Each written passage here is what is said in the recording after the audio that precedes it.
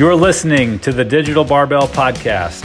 Our mission is to provide you with a clear path to health and fitness through education, coaching, and accountability.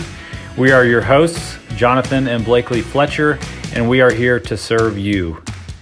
If you like what we're doing, please subscribe to this podcast and leave us a 5-star review so that we can reach more people.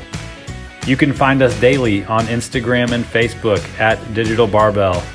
Now, let's get to today's topic.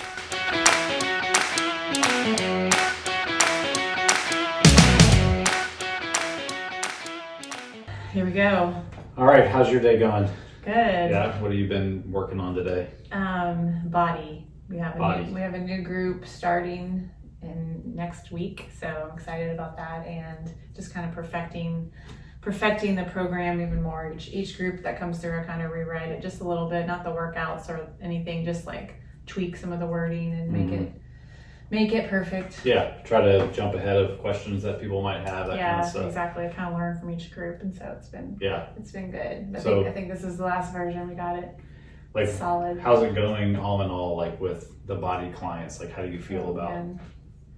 I mean, really awesome. I just really enjoy watching their progress. I see so much progress from just the first few weeks.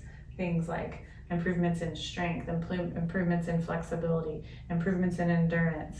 People, struggle with sit-ups in the beginning and, are crushing 30 sit-ups in a row, stuff like that. Just huge jumps. It's been great. That's cool. Yeah. It's they get better at doing the actual movements too. Not that they always get stronger and do more, but I see on your videos, you watch these people, how much better they get at doing the actual things just from practicing. And confident too. It's just the first week or two, it's okay, these are all new movements. Well, some of them are new movements to them, and then, you just see the change, the confidence, they step right in and kill it. That's awesome. Yeah.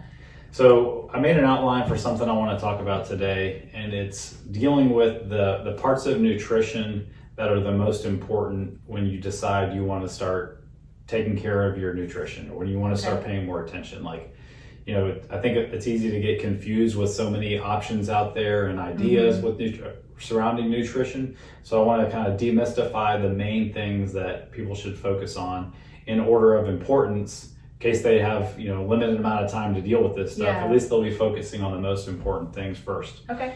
So that's kind of what I want to get into. So, I think one of the reasons it's super confusing as far as nutrition goes is you go down the aisle of the grocery store where you're checking out, and there's magazines on either side, and it's there's these names of all these diets, or maybe you know somebody who has done a diet that has quote unquote worked. Now, whether or not they actually were able to sustain those results is another thing, but it's just kind of what the heck should I do? So that's kind of what the point of doing this is. So, there's this principle called the Pareto principle, which is basically the concept that you're going to get 80% of the results in life from 20% of the work that you do.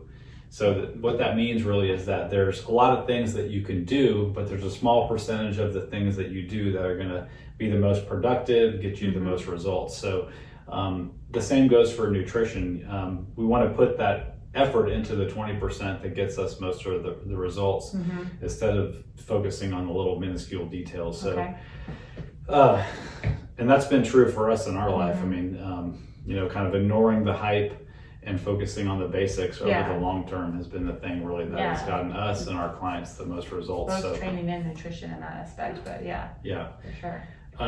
So just kind of an example of this concept is somebody were to hire a baseball coach or a hitting coach for their little kid for Little League or whatever, and they're I want my kid to learn how to hit the ball better. So they hire the coach comes in, watches the kid swing, and let's say he notices 10 things right off the bat that could make this kid swing better. Well, it's going to be completely overwhelming for the coach to try to tell this kid all 10 things at once and expect him to actually be able to make the changes.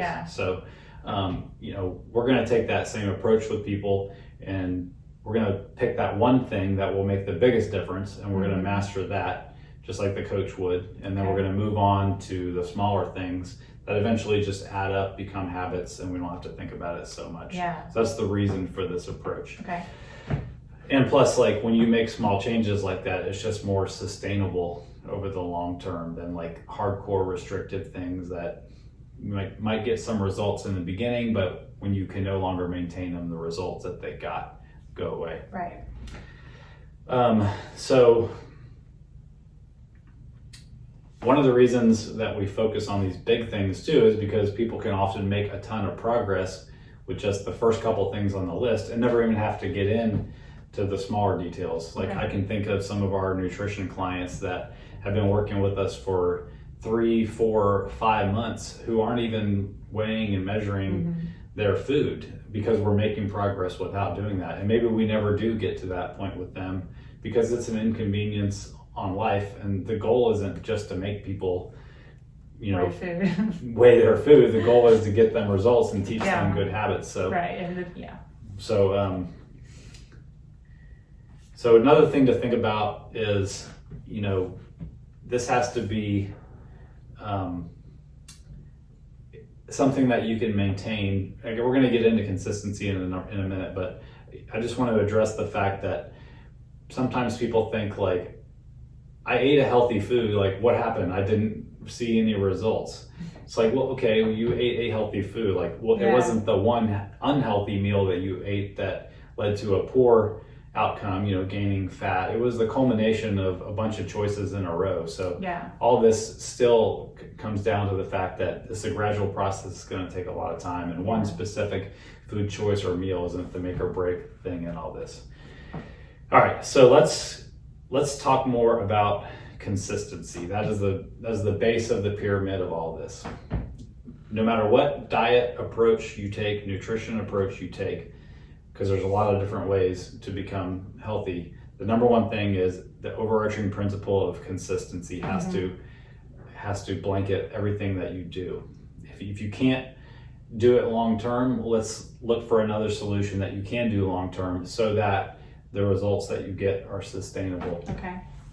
You agree with that? Yeah. All right. Do you feel like you have a sustainable nutrition plan right now? I do. Yeah. Do you ever see people who take on what you consider unsustainable? Oh, for sure. Yeah. Like eliminating everything but 3 things, or just eating all carrots, or just these type of things. Juice only. Completely unsustainable. People might drop tons of weight because they're limiting everything that they absolutely eat. But then as soon as you hit that mark and you're like, okay, I'm back, it's coming all back. Yeah. I harp on the ketogenic diet a lot, or I give, I'll post memes about it and stuff. But the truth is, for most people, a really restrictive diet like that is not sustainable. And we have a client that actually he's about to start, but I saw in his questionnaire, he said, I did keto for the last 18 months and I lost 50 pounds, and then I ate a cookie and it was all downhill from there. Yeah, it's like, so that hardcore restriction really led to a lot of pent up frustration, cravings, type of stuff. And once the floodgate was open, it was like, boom, gained it all back. Yeah. And that's just not a healthy thing for your body or mind. So that just goes back to consistency, and that's the reason that we take, the approach of, can this be maintained as a lifestyle? Yeah. So that's priority one. And the ultimate goal with this consistency is to just be able to do it within your lifestyle. And like he was asking, like, do I feel like I have a consistent, nutrition plan? Yes, I do. And it took, months, years of time of learning how to eat properly, changing things I was eating. And now it's just like second nature. I don't have to log my food. I don't have to be like, I can just look at a plate, know what I've eaten, and at the end of the day kind of tally it up in my head, be like, I know I had enough of everything, and it just becomes natural. And that's kind of the goal for everybody that we work with, is to be a natural thing for them. They know how to eat whenever they go out with friends, whenever they do their things, they eat what they want, but they know on a daily basis how to eat, and it's not an inconvenience in their life. Yeah. I think you mentioned something important there too, that it's a process, and all these things that I'm going to lay out that are goals, don't expect it to be something that you master right away. I mean, certainly not for us. I mean, it was a gradual process, and same thing with clients, and that's the step-by-step thing. Just know going into it that it's a process. You don't have to be perfect about it. Just kind of work your way through making these things part of your everyday routine, and before you know it, you've changed your lifestyle completely. Yeah, but that's another important thing, and not to derail this, but is to like go through the process, to like have gone through that process at some point in your life, just educates you. It's almost like you know, how did you learn to walk as a kid? You like went through the process of learning to walk, and now you know you can walk without thinking about it. Stuff like that. Like we had to go through the process of weighing and measuring our food. We had to go through the process of like eliminating this and substituting this. We had to go through all those steps. You know, maybe we completely eliminated a food that we liked. Like, no, we're not going to eat pizza for a month because maybe that was a crutch we had, like we were eating too much pizza. Just things like that. And all those things are temporary for you to learn, and then it becomes natural and consistent. Yep, I agree with all that. So we've hammered on consistency enough. Mm-hmm. Let's move on to what priority 2 is. Okay. And some people might be surprised by this. It's total quantity of food. In other words, calories. So, you know, the best way to improve your overall health is to achieve and maintain a healthy body fat level. That's just the truth. Mm-hmm. You know, having a healthy body fat level is linked to improved health in pretty much every marker I can think of. Mm-hmm. So for men, that would be somewhere around 18% body fat. And for ladies, that would be somewhere around 25% body fat. Now, as far as measuring your body fat, there's a lot of different ways to do it. Some are more accurate than others, but honestly, most people don't need to worry about getting their body fat measured. They just need to look at themselves and go online and just pull up sample body fat percentages. There's a lot of charts and pictures of real people out there with estimated body fats on them. Yeah. Just compare yourself to those as far as figuring out where you're at. Don't feel like you have to go to a hospital and get a hydrostatic test or you know, go to an in-body scanner like once a month. It doesn't really matter. Just you know, figure out about where you are and work towards getting closer to those levels if you're a lot higher than that. And another great way to do it is through your waist measurement. The waist measurement is great because it's a pretty good indicator of how much abdominal fat you're carrying, which is directly linked to type 2 diabetes, high cholesterol and triglycerides, high blood pressure, heart disease, and metabolic syndrome, and just all these things that lead to chronic disease. Your waistline is a good indicator of that. So men that have a larger than 43-inch waistline have a 50% greater chance of dying than men with a 37-inch waistline. Think about that for a second. Yeah. And that's a huge difference. Even more than that, women that have a larger than a 37-inch waistline have an 80% chance higher chance of dying than women with a 27.5-inch waist. So those are just things to keep in mind. The CDC puts out these guidelines for obesity, and they're largely based on waist measurements. So if you want to measure your waist, go about 1 inch above your belly button or come up from your hip bones. That's usually tied pretty closely to people's belly button height, and measure around there. Like, just make sure the measuring tape is pretty level, not on a slant, or else you'll get kind of a skewed measurement on that. So, and I'm not talking about those guys that like wear their pants well below their stomach and say they wear a 32. That's not your waist measurement. That's like down where you know, as low as you can push your pants around your hips to make it feel like you're wearing a smaller size pant. I'm talking about up around the belly button. So that's where you need to do it if you want to measure. And then, so going back to food quantity. So food quantity really equals calories, but that doesn't mean that you have to actually count the calories to decrease your food quantity. You know, there's easier ways to do it than, you know, weighing, measuring, logging your food constantly. You know, there's the process of eliminating really calorie dense foods, things like sodas and, as Blakely calls them, fancy ass coffees, sweets, desserts like cookies, cakes, muffins, fried foods. People usually go a little bit too hard on higher fat foods like nuts and nut butters because they're so calorically dense, it's easy to overeat them. And then, as always, like, another way to learn to control calories is by learning what a portion of food looks like as far as a meal goes. So the way we start a lot of people as far as portions and calorie goes is just using that hand rule, which is if you hold up your hand, excuse the calluses, we did Murph this week. For ladies, it would be about a palm size and thickness of protein. Typically that's 3 to 4 ounces of most lean protein sources. A small cupped hand of starchy carbohydrates like rice or potatoes or grains. A complete fist of non-starchy carbohydrates like vegetables, cruciferous vegetables, greens, things like that. And then about a thumb size of fat. And this is a combined fat in the whole meal. So you have to account for fats that are in the meat that you're eating, in the dressings, it hides everywhere, and in the cooking oils. Like so this goes pretty quickly, but the reason for that is because it's so high in calories. So if we bring somebody down who's normally eating like 3 to 4 thumb size portions of fat in their meal down to 1, that brings the calories way down. So for men, everything I just said would be about double. If you have a lot of weight to lose, I would probably start you with less than 2 cupped hands of starchy carbohydrates, but it's a good rule of thumb to start to get your portions in check without having to actually count calories.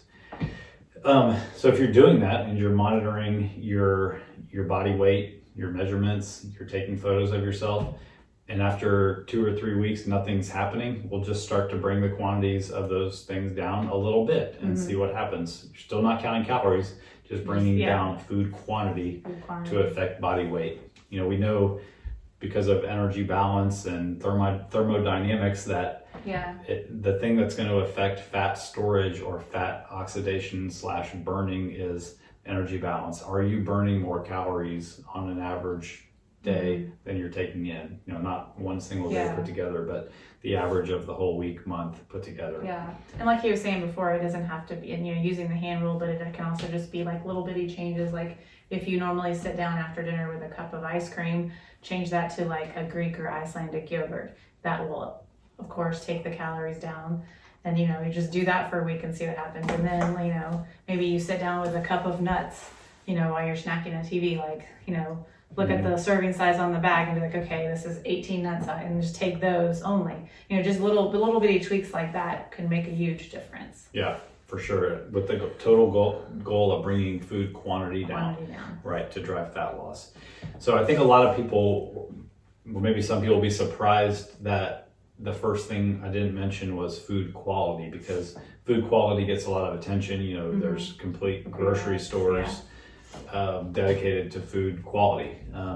So food quality is important.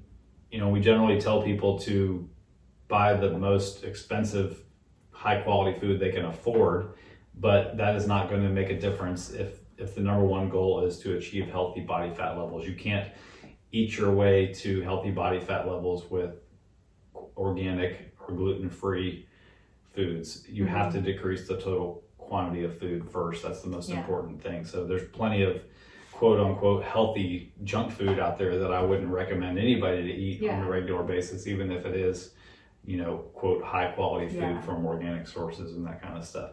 Right. Okay. And then it's not the first step, is what you're getting at. Right. It's further down the list, and it's actually not on the list of what we're going to get to today because it's down in the micro kind of stuff. Okay, let's move on. We've got consistency, we've got total quantity / calories, and now we're going to try to focus on total protein intake. So why do we care about total protein intake? Well, from working with a lot of people, we find that most people are way under consuming protein for anywhere close to an amount that is optimal for them. I mean, forget optimal, let's just talk about what is good for what their goals are. Sometimes it's like a third to a half of the amount that they should be eating, which is just like, but I understand why it happens, because we get used to seeing portions in restaurants. We're not taught about adequate portions of protein, growing up or in school. I get why it happens. And looking back at our own personal results, it wasn't probably until we started on this step that we started to see big changes in our body composition. So what's the big deal with protein? Well, it contains the amino acids, the 9 essential amino acids that are directly responsible for telling our body to grow, repair, and maintain muscle mass. Without those amino acids, it just doesn't happen. Now, amino acids are contained in a lot of foods, but mostly meat and dairy sources have all 9 essential amino acids that it takes in the right amounts that it takes to cause muscle growth. There's ways to do it with plant proteins, and we have a blog post about that, but it's more complicated. So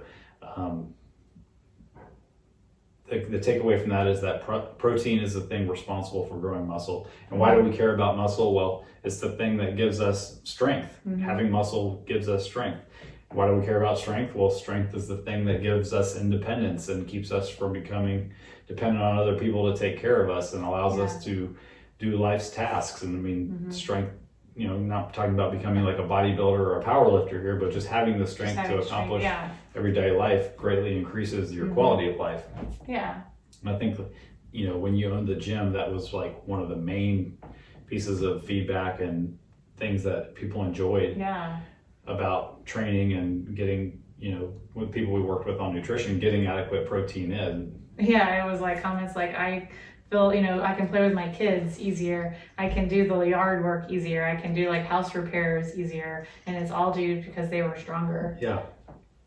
And, more scientifically speaking, muscle is a lot more calorically expensive to have on your body than fat, meaning like to keep a pound of muscle alive on your body takes a lot more calories than to keep a pound of fat on your body alive. So why do we care about that? Well, it keeps our metabolic rate up high, keeps us burning more calories so that we can actually eat food, enjoy it, and have the energy from that food to do life's tasks without it just being stored as body fat. So plus, let's face it, muscles look good. I mean, look at Sly. Who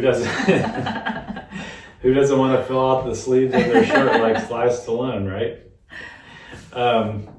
So, just adding protein into somebody's diet who's severely under on protein can start to make huge changes in their body composition after 2-3 months. I mean, they start commenting to us, wow, I walked by a mirror and I saw my tricep in the mirror. Somebody commented to me that I had bigger, more well-defined muscles in my legs. So, even without changing your training, just increasing your protein intake has a huge difference on body composition.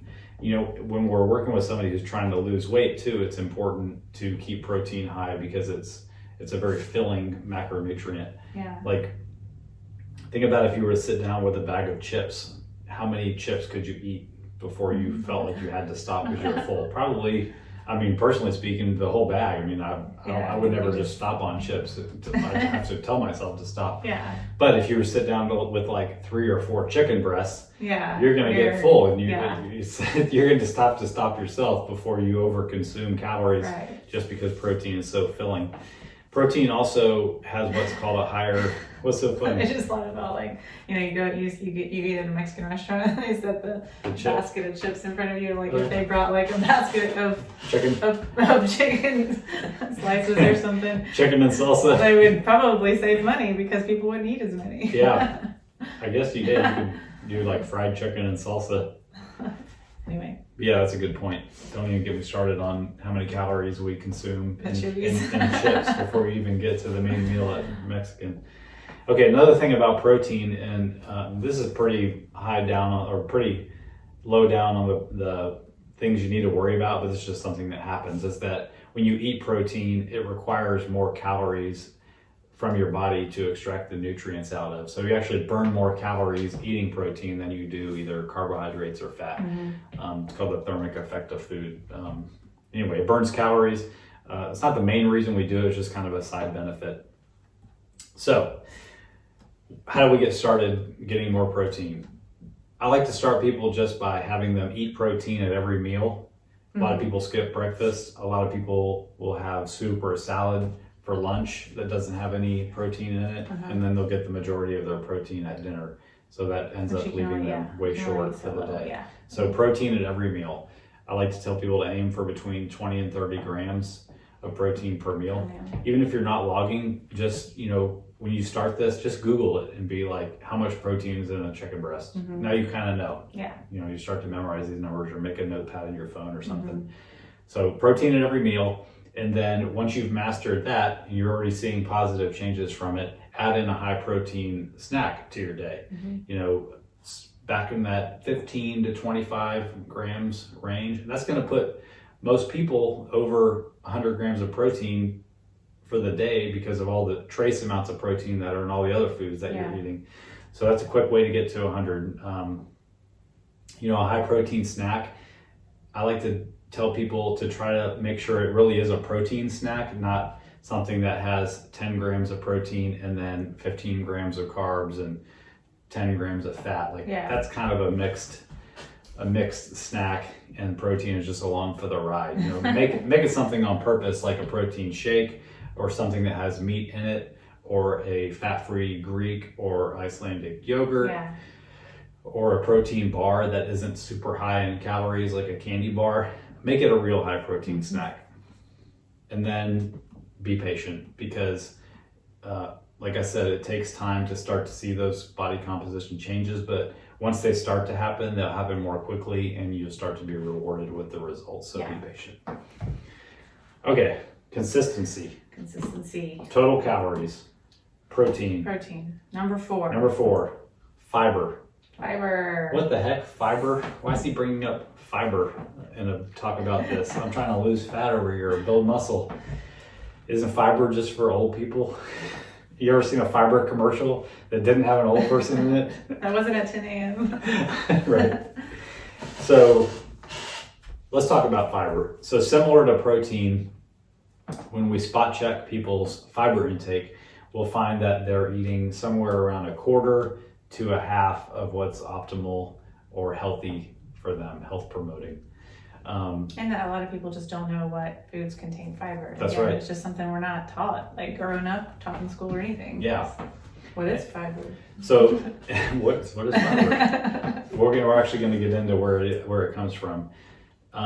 So fiber is cool because it starts to kind of trick you into eating more nutrient dense foods that have a lot more vitamins and minerals in them. So you get the health benefits of that without really having to go out and seek foods that are like that, just by going after higher fiber foods.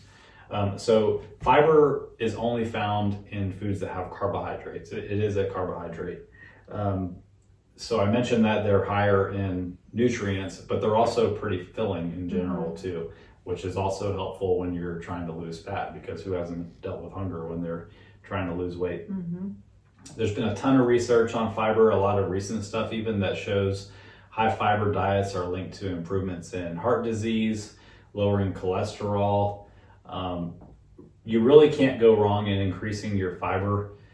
I do want to warn you though, as you start to seek out higher fiber foods, to bring your water intake up.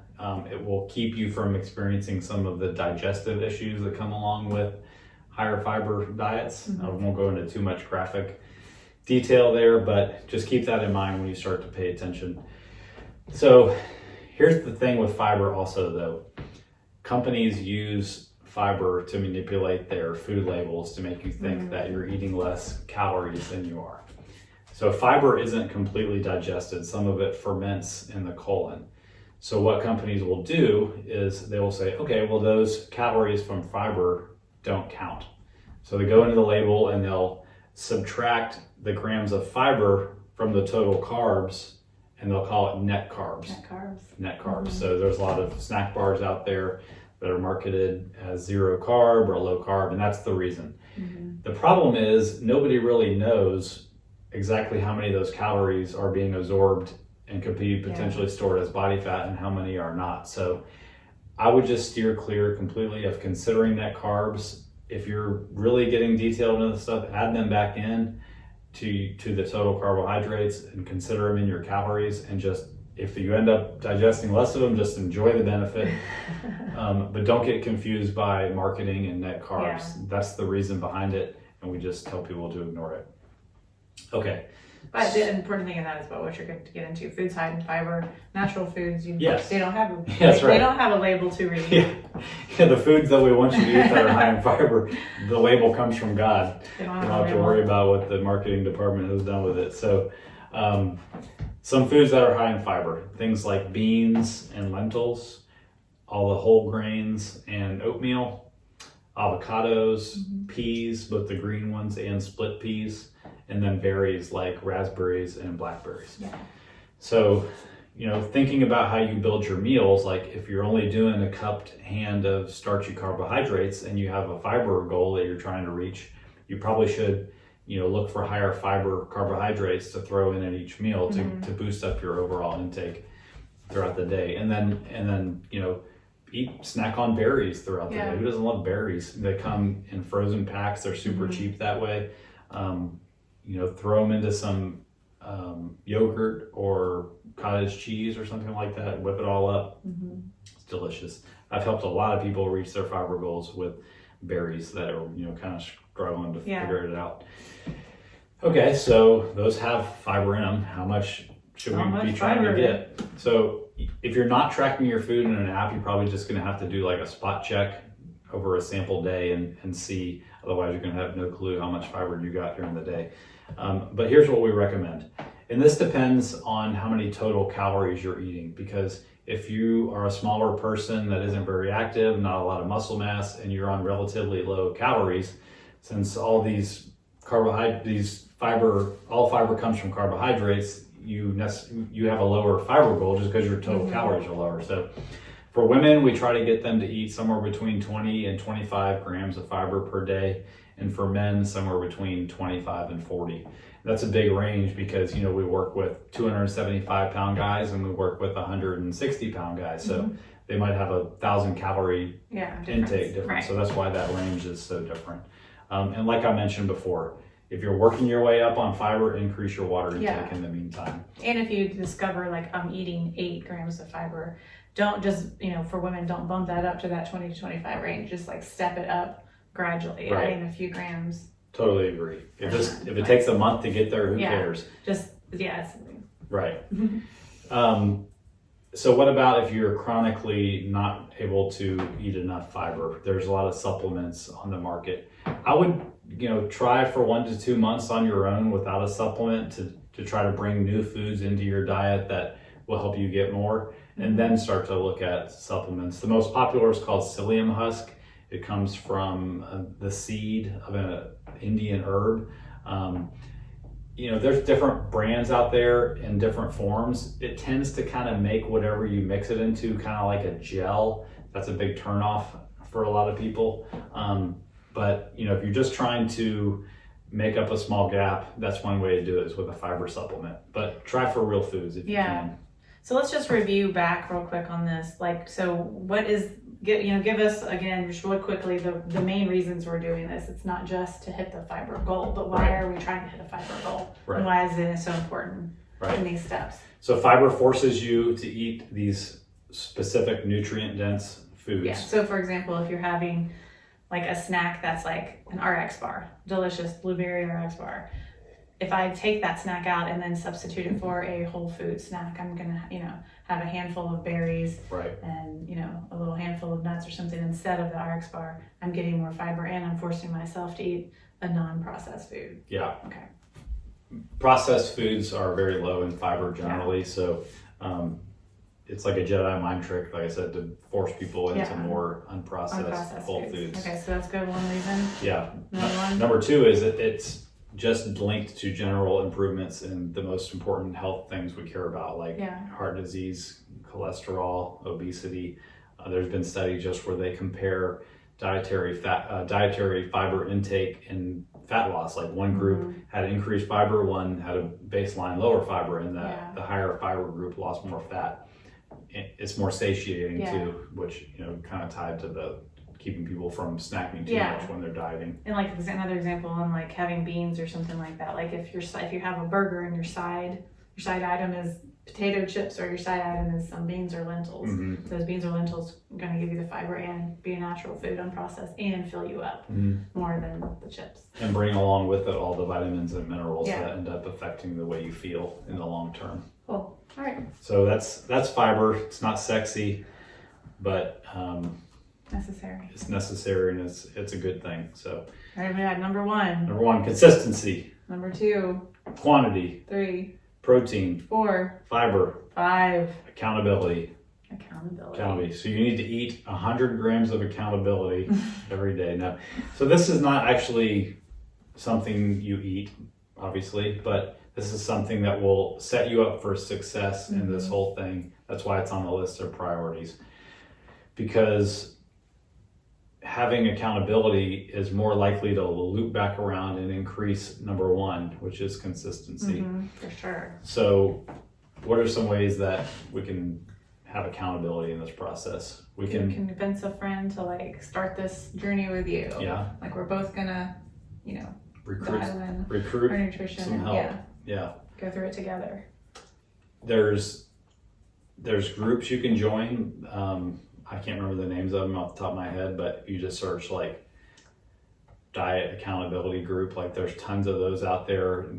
People just doing the same thing that you're doing, and you might not necessarily know them, but you can support each other virtually through those kinds of things. Family members can if they're not on board, they can sometimes be a hindrance to trying to do this kind of stuff because they may feel threatened by what you're doing. They don't want to do it, and they'll maybe even subconsciously go out of their way to try to throw you off. So recruiting a family member to do it with you can be really beneficial. And then there's the stuff that we do. You can hire somebody like us that will not only hold you accountable, but kind of guide you along the process too. We're always in constant contact with all of our clients, nutrition and training. And we're providing them constant accountability by just checking in on them and holding them accountable for the goals that we set for them. And then we have formal check-ins with them to look at how we did over the course of the week on the more specific things that we agreed to hold them accountable to. So accountability goes a long way, for sure. I know like if there's ever something that I want to get super strict or whatever you want to say it on, like I'll ask somebody, hey, check in on me once a week on this, see if I did what I said I was going to do. And it's helpful to have a spouse who's stronger than you and to hold you accountable. Okay, so we covered a lot of ground. Went longer than I thought it would, but I always tend to ramble. So let's kind of summarize everything we talked about. Number 1 thing in all of this is follow these priorities to get the most results. Don't focus on these little things that other people might tell you are important or that are the magic thing that worked for them. Focus on the big things that are going to get the big results. Because you want the long-lasting results. You don't want to lose 10 pounds in a short amount of time and then be stuck right back where you were with no habit changes and gaining it back. So this is we're out for the long term here. Right. So in that, number 1, find something that's consistent. No hardcore restriction, no extreme cutting of calories, no fads. Find something that can be maintained consistent and become part of your lifestyle. Number 2, focus on total quantity of food or calories. If you're trying to gain weight, gain muscle, and nothing's happening, you need to increase your calories over time. If you're trying to lose fat and nothing's happening, you need to decrease your food quantity / calories over time, following those portions that we talked about. Number 3, focus on your total protein. And I forgot to mention this earlier, but a good rule of thumb for most people is to try to get somewhere around 1 gram of protein per pound that you weigh. There's a lot of research on this, and there's ranges that we can work with, and we can go really into the weeds on this, but for most people, that is just a good round goal number. If you skew towards the really high side, like, if you're, 300 pounds or 250 pounds, we may bring that down just because that's a lot of food to eat, but it's a good rule of thumb, 1 gram per pound. Number 4 was fiber, linked to general health improvement, filling when you're dieting. trying to lose weight and forces you to eat real good foods, whole foods. Number 5, accountability. Tell somebody what you're doing, give them permission to hold you accountable, and you'll be well on your way. Yeah. So I hope all this makes sense and that it was helpful for you. This is what we do with people on a day-to-day basis. So if you have tried getting your nutrition in check and you've been frustrated, we'd be happy to help you. Just head to the programs page on our website, click on custom coaching, and send us a message. Let's talk about how we can help you. If you have any questions or ideas for future podcasts, send us a message. Have a good day, guys. Bye. Thank you all for listening. We truly appreciate it. But real quick, before we go, do us a personal favor and subscribe to the podcast. Leave us a 5-star review and be sure and follow us on Instagram and Facebook for the latest and greatest content. If you're interested in working with Blakely and I, we have a few different ways we can help. We offer one-on-one nutrition coaching, 100% custom workout programs based on your goals, and we offer both a 12-week barbell strength building program called Built, as well as a 12-week full-body fitness program that can be done at home, we call Body. Get all the details and reach out to us through the website at digitalbarbell.com. Have a great day.